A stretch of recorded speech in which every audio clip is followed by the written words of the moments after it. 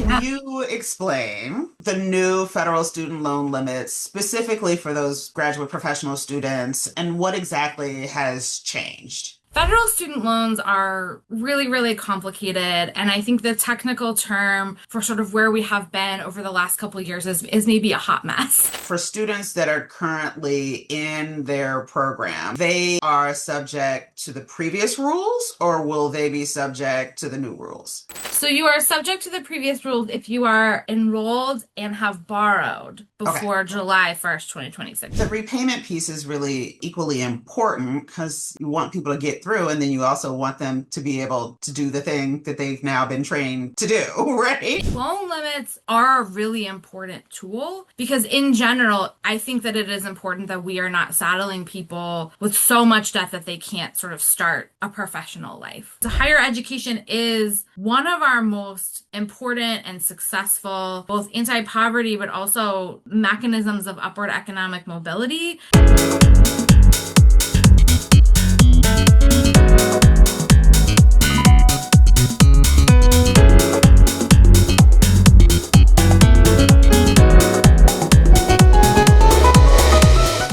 Welcome to the On Air podcast. This podcast is a program of the American Association of Veterinary Medical Colleges, the Thrive Initiative specifically, formerly known as Diversity Matters.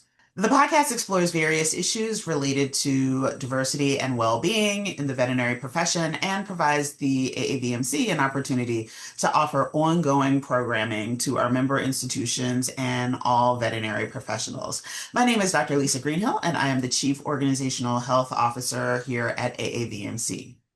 On today's episode of the show, we are exploring how the new changes due to take effect in just a few months here in the US related to federal student loans, how those changes may impact some of the most marginalized students in veterinary medicine. Last year, Congress passed what often is referred to as kind of the big beautiful bill, and it pretty dramatically changed the limits for federal student aid for college students of all kinds. Today, we're going to really limit our conversation to talk very specifically about professional students, but I'm delighted to welcome today Sarah Saddlemeyer from New America to kind of have this conversation with me. I'm very, very glad that she is with us. So good morning, Sarah. How are you? I'm great. Thanks so much for having me. I think this is something I've been really looking forward to, and my dogs are also extremely excited that I get to be on this podcast. Well, let's give those dogs a name shout out. What kind of dogs do you have? We have two mutts, Olivia and Zoe, and one is recuperating here with me after a CCL tear. So we are Oh, very familiar with the veterinary profession, have spent much time with you over the last several months, and are glad that you exist. great. Awesome. So we're going to go ahead and get started with our conversations. Sarah, if you could just tell us a little bit more about you and what you do and a little bit about New America. Yeah, so I've been working on federal policy that impacts low resource families really for the better part of 2 decades. Currently, I work on the higher education program at New America, which is a think tank based in Washington, D.C. And I focus on, as the name would suggest, higher education policy. And most relevant to this conversation, I've been focusing a lot, especially on the last couple months, on federal student lending. But I've also worked across a variety of other federal agencies at the state level and in partnership with states and a number of different nonprofits over the last 2 decades. And I really, in my work, think a lot about systems change and what's needed for families not only to be financially secure, but also to have opportunities for upward economic mobility. Awesome. Wonderful. We love to see it. So, Sarah, let's get into it. So, can Yeah. you explain the new federal student loan limits specifically for those graduate professional students and what exactly has changed? Yeah, so I let me take a step back first and just start with a little bit of level setting and myth Yeah. busting, just because federal student loans are really, really complicated. And I think the technical term for sort of where we have been over the last couple of years is maybe a hot mess. So let me do a little bit of untangling and then I Sure. will dive right in. For those of people who don't spend the better part of 40 hours a week really in the weeds on this topic. So first of all, federal student loans are just an incredibly important access tool. While I would love, and while I'm guessing many of the listeners of this podcast would love for higher education to move away from debt financing, and that is certainly something we can talk about today, right now, for many, many people, federal student loans are a really key part of how they access and pay for college and grad school. And by and large, going to college is still a really good bet to help you increase your earnings over your lifetime. Grad school varies a little bit more, and we can talk about that too. But those are sort of the bottom line takeaways at the beginning as we dive in. Okay. So in general, for federal student loans, there really isn't underwriting like you would see in the private market, and there are very few credit checks. These loans are essentially just widely available for folks who are going to college and graduate school. And before the law that you mentioned, the One Big Beautiful Bill Act that you mentioned at the beginning of the podcast passed last summer, students enrolled at least half time could borrow up to the full cost of attendance at their schools. And loans can be used for tuition, but they can also be used for living expenses like housing and food and transportation and things like that, that are expenses people have to incur as they're going to school, right? So there have long been both annual, so yearly, and aggregate, cumulative, Hmm. undergraduate loan limits. So a Okay. dependent student who generally under 24 has a parent or guardian that is contributing. There are many pieces of this definition, but a dependent undergrad can borrow up to about $30,000 total, and an independent undergrad, so someone with children over the age of 24, military veteran, etc., can borrow up to about a little bit less than $60,000. But so parents borrowing on Yeah. behalf of undergraduate students and graduate students, we're talking about today, can, effectively have faced no borrowing limits other than the cost of attendance for the past two or so decades. And these different rules lead to some interesting stats that I just want to say up front so that everyone is on the same page, and Sure. then we can sort of dive into the more nitty gritty. So most borrowers owe less or borrow less, I should say, than $20,000. So there's a lot of, big stories out there about people with hundreds of thousands of dollars of debt. When you hear of that with some limited exceptions, those are largely people with graduate degrees. So most people borrow less than $20,000.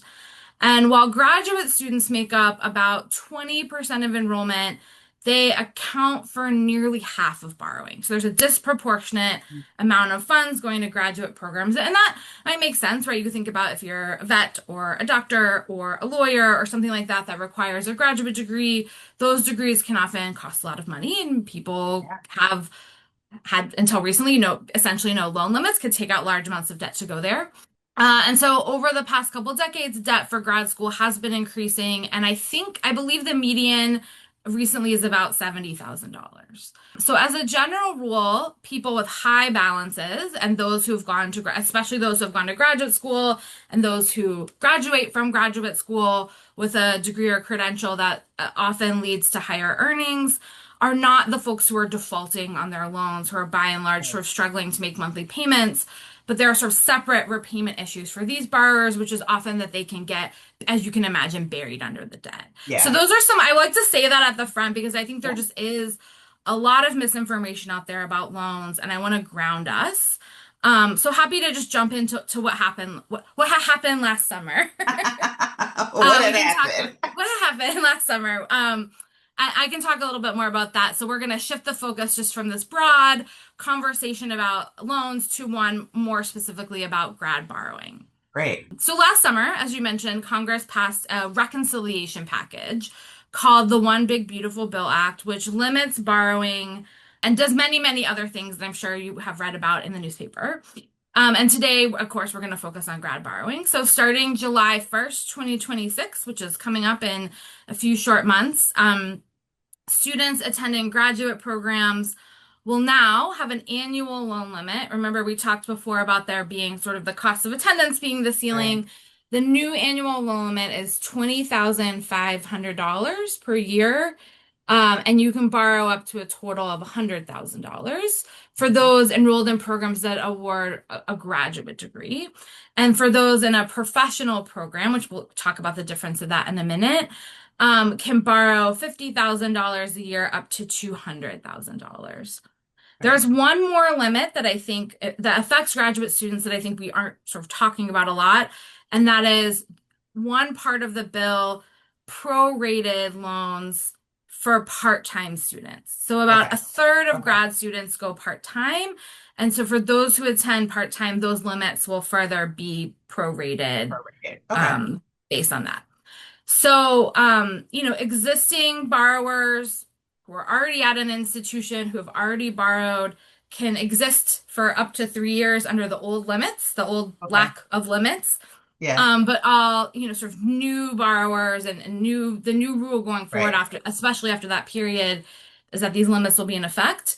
And that means that the previous Graduate Plus program, which is the program that allowed borrowing up to the cost of attendance, is no longer available for new borrowers. So there's lots of implications of this, which I imagine we will get into, but I will say at the very end of this very lengthy opening monologue that DVM programs are considered professional under the law, and so that $50,000, $200,000 limit applies to them. Right. Right. Okay. So you also talked about, we talked very broadly. I think that the undergrad limit is like 57.5 Mhm. now, right? And so for professional students, the total amount, would the total amount be 257.5? Yeah, I believe it's yeah. So to about $250,000. Okay, Yeah. great, great, great, great, great, great. So, and then this will again take place, go into effect July 1. And I Hmm. just want to make sure that I heard you correctly, that for students that are currently in their program, so like they will be the second years through fourth years, which our program is typically a 4-year program, they are subject to the previous rules, or will they be subject to the new rules? So you are subject to the previous rules if you are enrolled and have borrowed Okay, before July 1st, 2026. So if were a first year student last year and you borrowed, then you can continue borrowing under the old regime for up to 3 years or the length of your program. So if of the you're a program. second year, Okay, you have 2 more years. If you're a first year, you have 3 more years. And so you okay. can still exist under that old regime for a little while. Got it. Okay. And so that means that the incoming first year class of, I guess that will be for us 2030, the new rules are it. That's Yeah, and life I for will them. say everything with student loans has an asterisk and exception. So what I'm going to say Right. here is generally true, but folks should also make sure they're checking with their schools, their financial aid advisors. People may have certain situations or conditions that Sure. change this, but in general, yes, for Okay. new students, for new borrowers, these rules are in effect starting July 1st. Okay. Great. And yes, there are lots of different scenarios, just to be very clear, that we Yes, may so not really kind many. of get into in this particular program. Things like, what if I'm a dual master's student? It gets complicated pretty quickly because those are two separate kind of limits, right? And so definitely certainly talk to your financial aid office, or if you have a planner, that's a good conversation to have. Like, how are you going to make that dual degree potentially happen, right? Yes. So getting into the real meat of our discussion, Sarah, what are some of the, I guess, potentially disproportionate effects that the limits might have on students, particularly those coming from backgrounds that don't really have generational affluence? I mean, we're not even talking about like rich, just, some Yeah. assets, right? Or they just don't have a lot of financial family support to kind of lean into. Yeah, so I think it's helpful to kind of talk about this in terms of what we know and what we don't know. Sure. Because, of course, in addition to student loans being really complicated, we've sort of just totally changed the regime and how we Yeah. do things. And so there are a lot of the implications of that are just unknown, right? Yeah. So there have long been calls for reform to graduate programs and lending for a couple reasons. There have been concerns that high debt levels and whether people can repay that debt if they take out a lot of debt, maybe don't earn a lot, whether we are sort of trapping them in this lifetime of debt. There have also been ongoing conversations and concerns about how colleges and graduate programs are pricing their programs. Mhm. And all of those things are at play here, right? So the graduate loan and graduate program policy is really threading a complicated needle. But I think what we do know is that this regime is going to push a number of students toward other ways to pay for school, including potentially the private market for those who have credit scores that allow them to borrow there or can access a qualified cosigner. There may be other financial products that pop up that we are, not anticipating, or that, other ways of Sure. financing it. Schools may offer some sort of loan product or in partnership by themselves or in partnership with someone else. Sure. And then this will likely limit opportunities for some folks who just won't be able to afford to go to school and may choose a different path or not go. But we also don't know sort of what's going to happen as much on the school side, right? How schools are going to change, how that's going to impact their programs, their offering, how they're charging. So we sort of have this element of like, what is the price and what is the tuition going to look like? Right. How are we going to be able to fill the gaps that are going to exist for some, not all students in borrowing? About right now, about a quarter of graduate borrowers, and I think about 30% of DVM students will likely be affected by these annual limits, and about 40% of grad students will be affected by the cumulative limit. So we're not talking about everyone, but we do know that this will happen for some. And folks that are maybe not able to fill the gaps are going to be people who are not able to have access to get access or have access to a qualified cosigner for private loans, or maybe have a thin credit file Sure. or a low credit score. And we know that this is going to disproportionately disadvantage lower resource students at the same time that all these other things are happening too. Yeah, yeah. I mean, some of the things that we're seeing, our data when we kind of look at the most recent graduating class of 2025, and we look at the loan debt that, slightly over 80% of that graduating class actually graduated indebted. We're finding that the overall debt is going up. They're getting close to that 200 $1,000 limit, but we know that costs are continuing to escalate. One of the things that I was really shocked by was just looking at the other educational expenses in our, which is really kind of, the housing, the healthcare, those living expenses, non-tuition kind of things. And I mean, those costs are also going up pretty dramatically, actually higher and faster than actual tuition. And so, one of the Right. things that I've been chatting about is, certainly we are very concerned about the increases in tuition, but that's actually, and yes, it is increasing, but those prices are actually more stable than the prices of just the cost of breathing. Like, it's just continuing to go up. And it seems very hard to kind of get our arms around that, even though many of our schools are located, certainly not all of them, but they're located in areas that don't necessarily cost as much to live in, as a big city, but some of them do. Um, Yeah. yeah. So, how do you see things like these loan caps potentially influencing? And I guess, and again, I recognize we're just kind of shooting in the dark here. So, because I wish that were not so, right. right? It would make my job a lot less anxiety inducing. And yours too, I'm sure. Yes, yes. But I think again, just to underscore something I said before, I think part of why we're not sure how all this plays out is we sort of don't yet have a great sense of how the private sector will fill this gap and how much that will cost students, right? So right now this is Yeah. about right now it's about 5 to 10% of the market.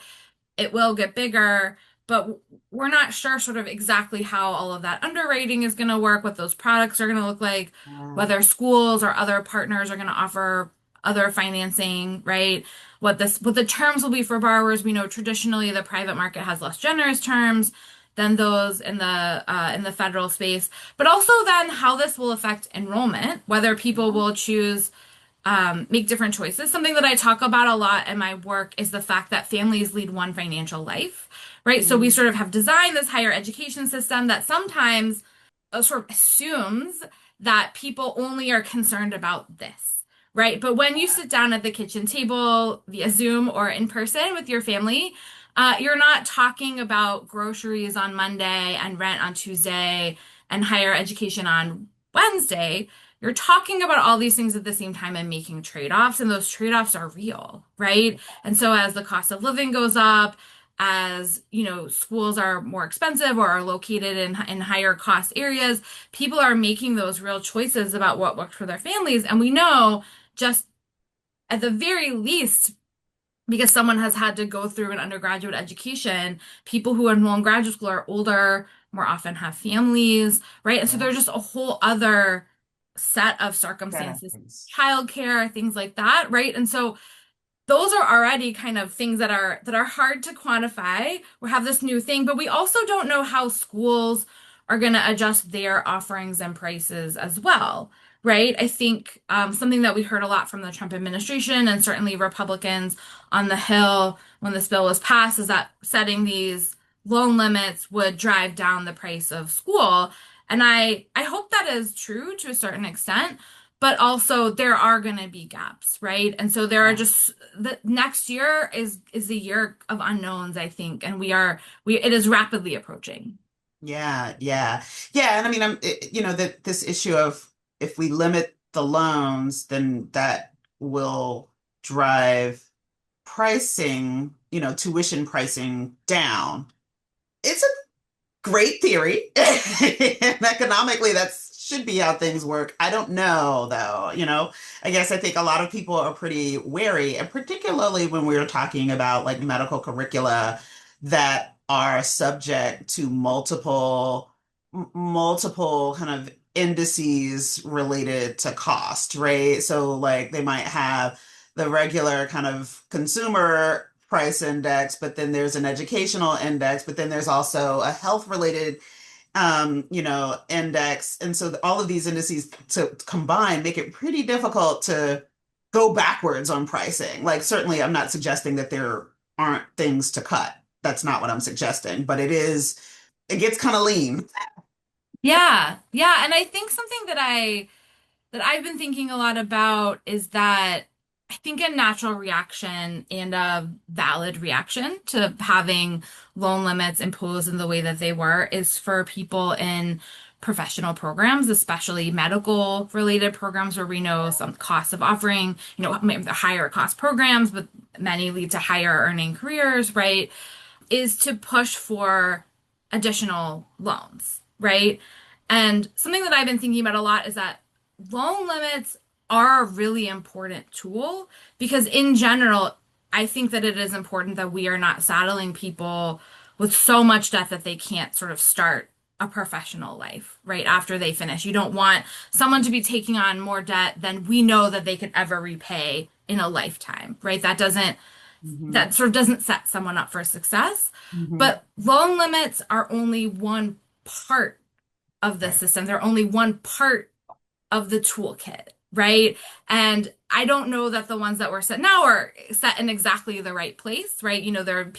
Reasonable people can agree and disagree on sort of what those should be, but I know that in addition to loan limits, some of the other pieces of the puzzle that we're not talking about is ensuring there's adequate grant aid and assistance, not only for low resource students, but also for the institutions who traditionally serve low resource students who, Yeah. by and large, have fewer resources themselves for a host of historical reasons that we can go into, but that are complicated.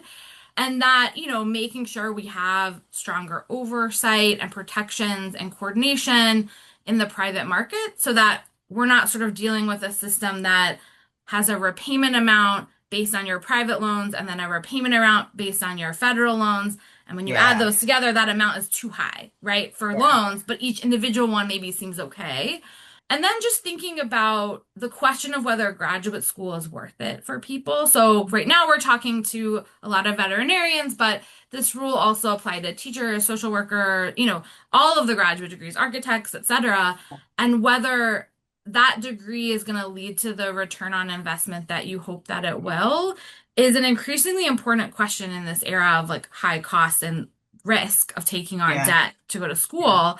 And so really wanting to have the information and push the government to release information that helps people understand the choices they're making because it is kind of an opaque system right now. Yeah. Yeah. So looking into your imaginary crystal ball,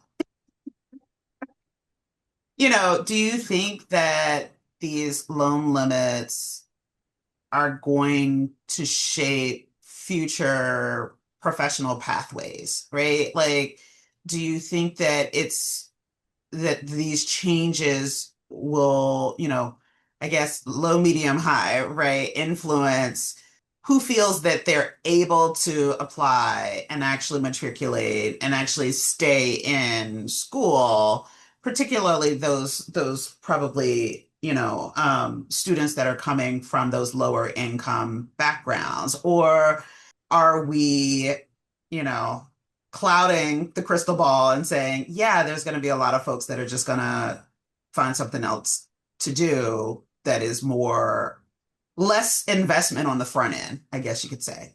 Yeah, I mean, I think that's sort of the $1 million question, and Right. I wish I had the answer because then I would have $1 million and I could retire. But I will sort of divide that into two. There's sort of no question in my mind that when you make a big change to how graduate education is financed, that's going to change people's pathways. Hmm. Like I don't think that there is a question there, right? And I think it trickles down in the sense that a lot of institutions, whether or not this is something they talk about publicly or not, use graduate education, not necessarily vet schools, but other, things to cross subsidize and make undergrad education more affordable. So I think Or, this really is shaking up sort of the business of higher education. And we talk a lot about higher education as a public good, but it is also a business, right? yeah. It is also if schools, offerings are made, people pay money for them, right? So that is sort of the underlying piece of that. I think the open question is how and how much and sort of what that looks like, what the pathways changes look like, right? So you could imagine a scenario in which schools, sort of didn't change their policy and a group of people couldn't get the financial aid and the financing they needed to go and making a different set of decisions, whether that's going to a different lower cost school, a different program, a different graduate degree, Yeah. whether that's not going at all. And you can imagine other situations in which, I think some schools are trying to create their own loan products, right? So I think it just, what people's sort of balance sheets look like is going to look a lot different, and Hmm. their pathways are going to look different. But the extent of that and what that looks like, I think, is something that is still up in the air, and that reasonable people who make smart predictions are currently disagreeing on. Yeah, yeah, yeah. Something that I did not put in my kind of advanced questions to you are the impact. So sorry, we're going off script, completely off script No, here. I love But the impact it. of, the back end in terms of repayment, because that Yes, landscape is also changing, where we had kind of lots of options, some of which were kind of confusing, admittedly, but we had lots of options, particularly for students in graduate programs, right? Or you could kind of combine all your loans and then you're just paying that one, and you kind of essentially refinanced, right? And you get a loan amount that is doable maybe right. for you. But now we're going to, I think it's just a two options, right? Can you talk a little bit about that, if possible, and kind of, how does this puzzle piece fit? Yeah, yeah. I can talk so much about this, so you will have to cut me off because there's so many details. Yes. So we exist in a system now where there are a host of different repayment plans. You can be in what's called a standard plan, which is kind of like a mortgage. It's the same payment every month for a certain number for 10 years. Mortgages I know are longer, but bear with me in my imperfect analogy. And then at the end of 10 years, you have repaid all of your interest and principal and you are done. There are flavors of that where it's slightly longer, payments that ramp Mhm. up, that's sort of one set of fixed payments. Yeah, Then many people are in what's called income-driven repayment, yeah, which are plans that are based on your income and your family size, but not your balance. And so it's a percentage of your income, and then lots of asterisks and a little bit of other math that I won't go into sure. here that ensures that you're never paying more than X, percent. Percentage. So what the OB3, which is what I'm calling One Big Beautiful Bill Act, did is, to your point, created two plans. I think that is positive in that we exist in a system that is so complicated. There are like five income-driven repayment plans and four plus fixed plans, and then a bunch of different options for pausing payments and doing other things. So just repaying your loans is can be a full-time job trying to figure out like what option is best for you, right? It's complicated. So I think moving to a simpler, more streamlined system in and of itself is a really worthwhile goal and is something that people on the left and the right have agreed upon for many years that we need to get there. I think what happened in that movement is that we now have a system that if you're making sort of a middle amount of money, so maybe 30 to 80-ish thousand dollars a year, and you're on an income-driven plan, the new income-driven plan, your payment isn't going to look that totally different from what it had under a plan that you were paying under now. This doesn't count sort of the save plan, which went away through a lawsuit, and that's a whole separate other branch of conversation. But for the plans that you could be in and be making payments in, it's not going to look that different. It does look different. It is more expensive for people at the very bottom of the economic distribution, and it was designed to be more expensive for people at the very top of the economic distribution.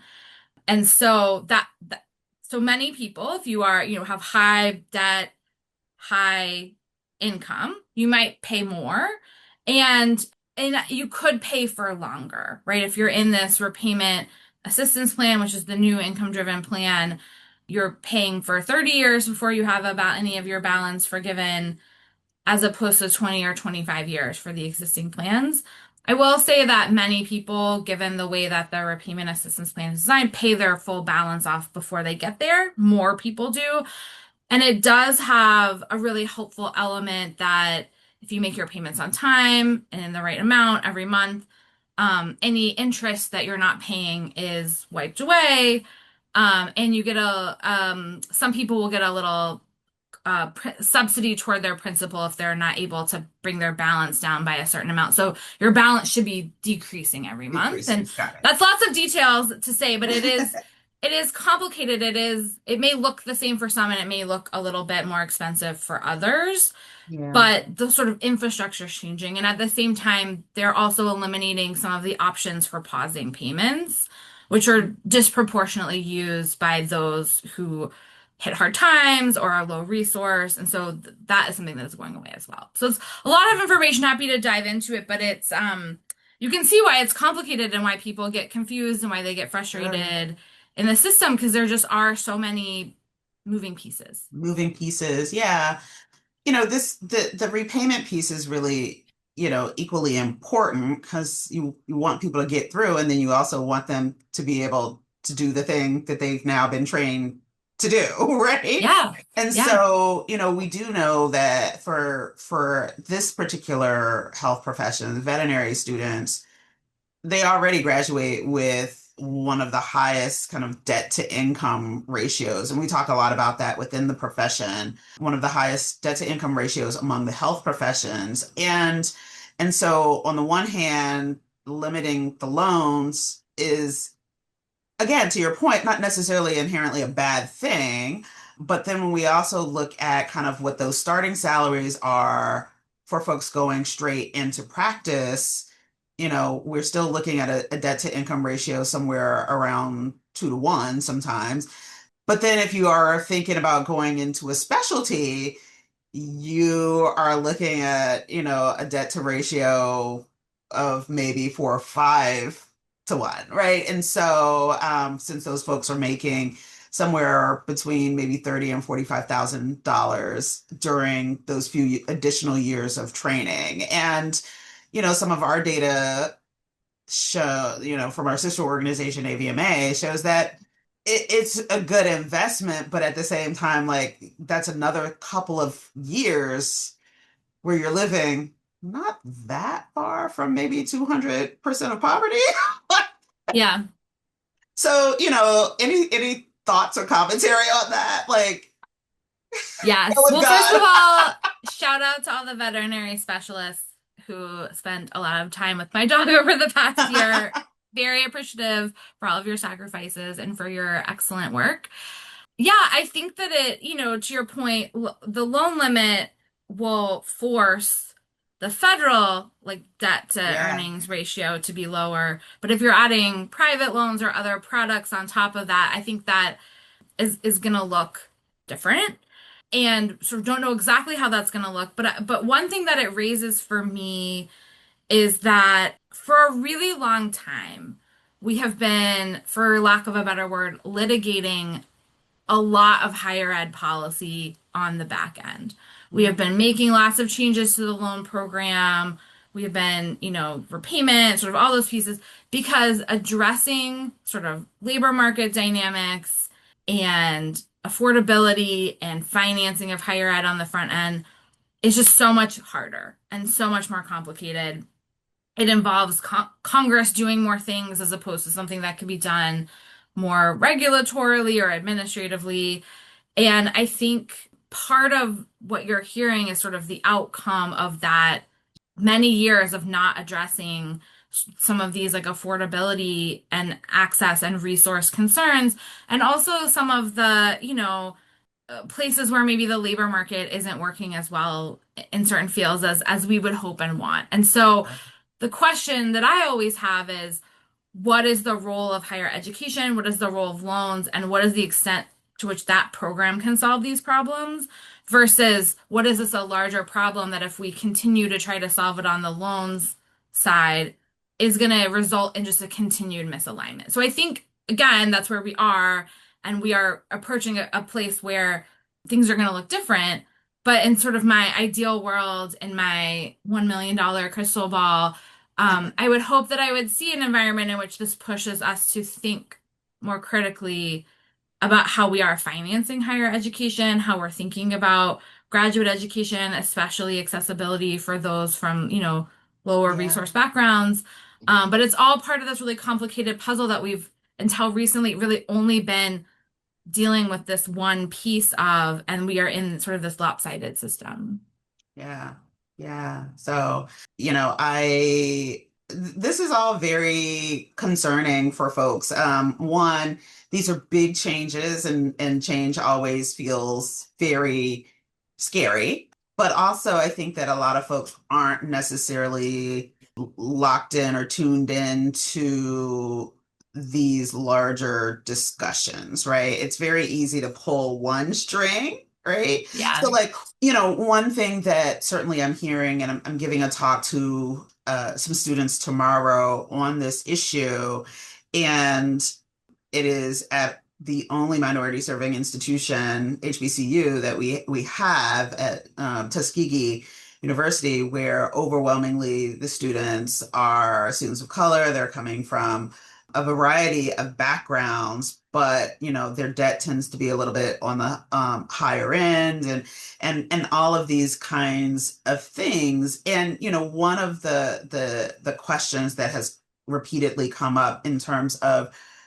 kind of the reemergence of the private loan market is the fear of predatory lending or the fear of discriminatory lending as well, because we haven't necessarily, we know it happens, we haven't really addressed all of those types of things. And so, certainly there are ways to push back on some of those things, but on the ground, kind of lived experience, those are Yeah. real concerns that folks have, not just at that institution, but certainly at many others as well. Any thoughts on kind of just and again, be very clear, I'm not slamming the private lending No, no, market, no, no. but I think these are issues that we also have a history with. yeah, and this is, I was chatting with a colleague the other day who reminded me that, grad loans came into being in the early 2000s for many reasons, but partly because of concerns, or at least in the congressional hearings that were sort of designed to surface some of the issues, surface concerns with private lending behavior, right? And, even there were issues with schools and school relationships with private lenders. Like, there's a whole manner of things. So I think that that is an important concern to raise and an important eye, to keep out for things. I think this also, what you raised also reminds me of a shout out to my wonderful former colleague, Adam Harris, who has done a ton of work on just the underinvestment in HBCUs that has created a system where, some schools with more resources provided to them by the state and others, and who have larger federal and, sorry, larger endowments and sort of other,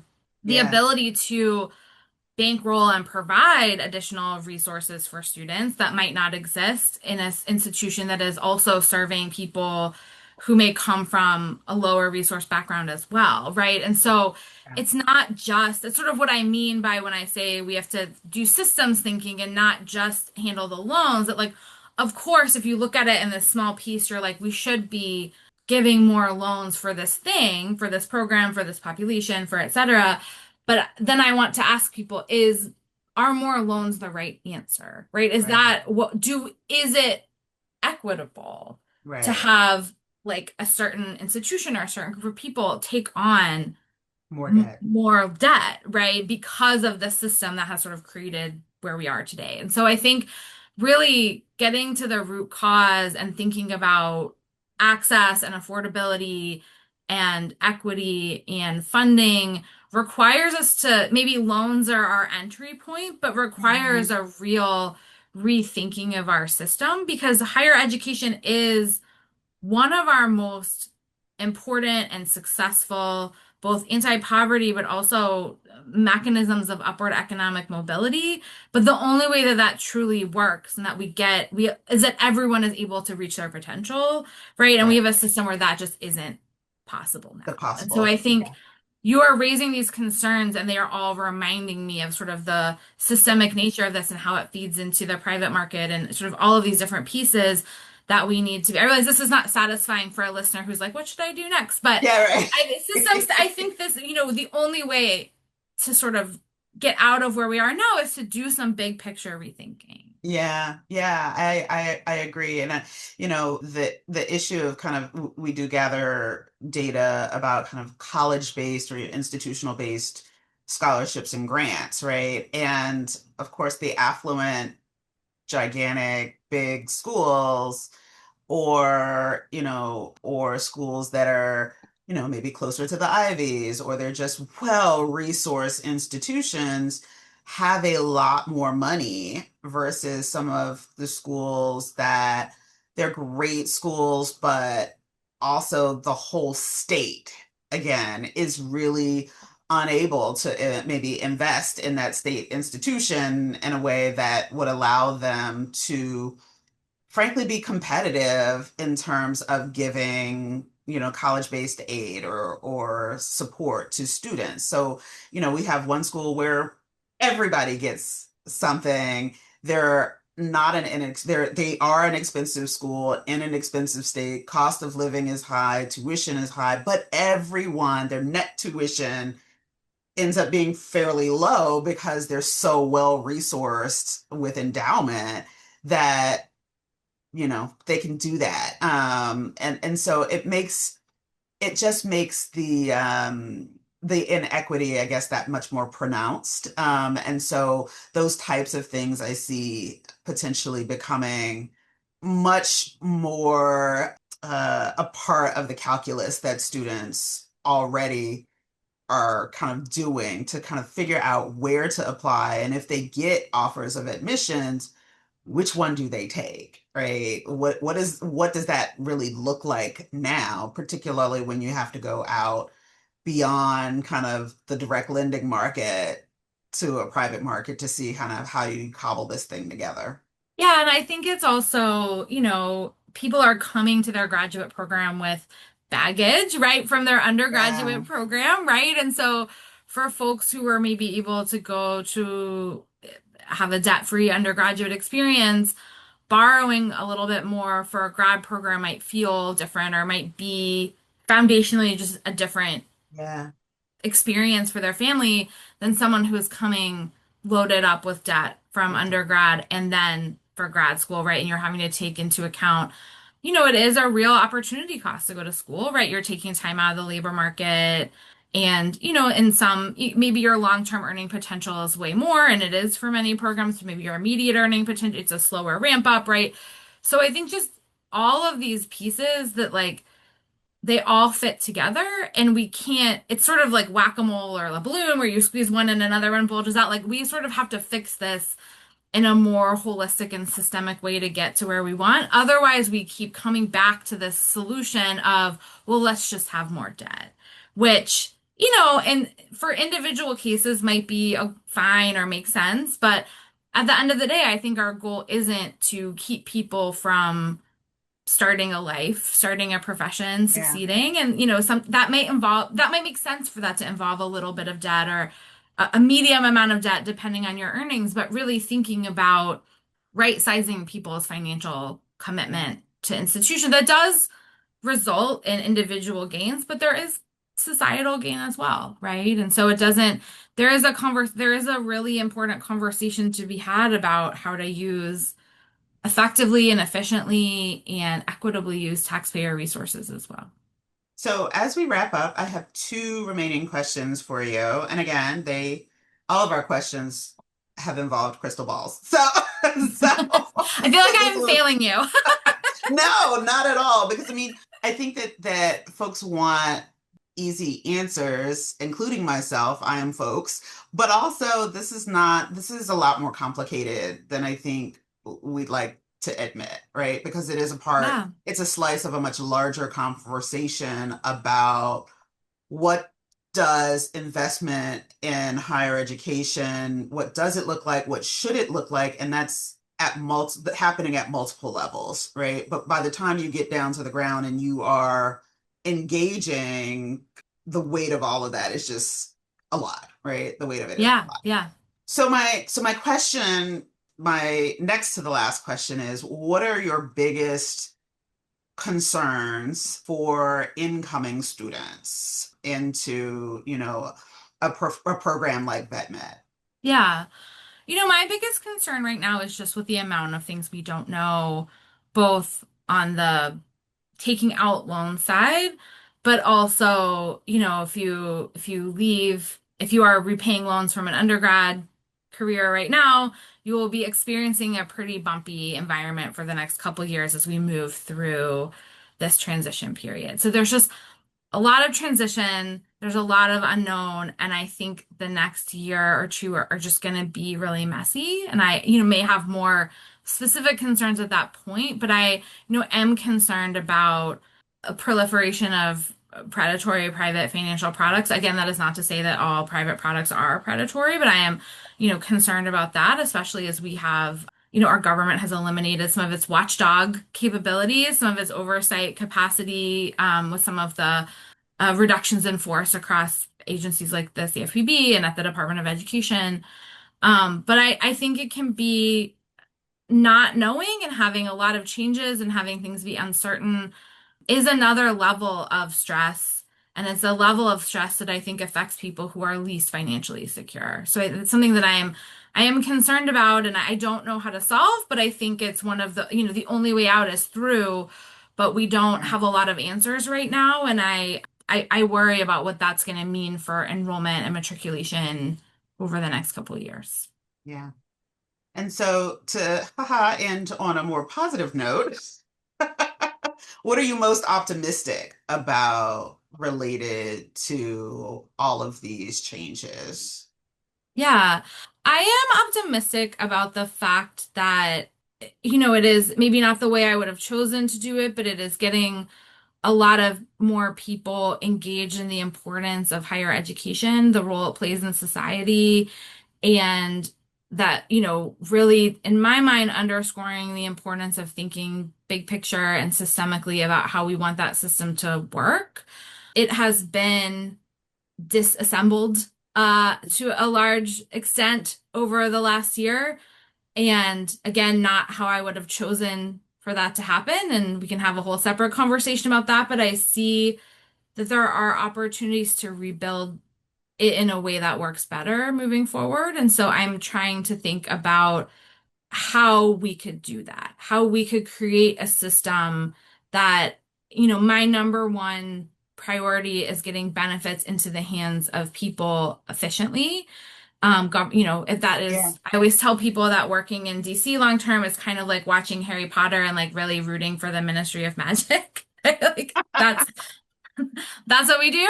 But I think really focusing on ensuring that people have access to entitlement programs and benefits and that we're thinking about how all the pieces fit together. I think sometimes when things change a lot or there's something that isn't working, that can be laid bare. And I hope we move forward from that by building something better and bigger and more equitable. That is what I want to happen. That is what I'm working on, and I welcome others to join me in that pursuit as well. Awesome. Awesome. Thank you. I really appreciated your comments, Sarah. Thank you so much for joining me today. It's been a really interesting conversation, and I've got a lot of new things to say for my talk tomorrow, including a whole like 5 slides that just say it's complicated. Yeah, I am. Thank you so much for having me. It was great to be here. And I often feel like when I present or when I have conversations, it's both depressing and very complicated. And it's like the perfect match of the things you don't want, right? But that is where we are. And I hope that maybe this provided a little insight or made things a little bit clearer, or at least articulated the things that aren't clear in a way that was helpful for some of your listeners. Absolutely. I think it's been a really interesting conversation and also given folks maybe some rabbit holes to kind of chase down on their own. So thank you so much. I really appreciate it. Yeah. Yeah, of course. It was great to be here. Awesome. So this has been another episode of AAVMC's On Air podcast. Be sure to like and subscribe to us on YouTube and or your favorite podcast app. We are glad to be back in 2026 after taking a nice long break, and we are expecting lots of shows in the coming months. So be sure to subscribe so that you get all those new episodes. Thank you again, Sarah, for joining me, and we'll all see you next time.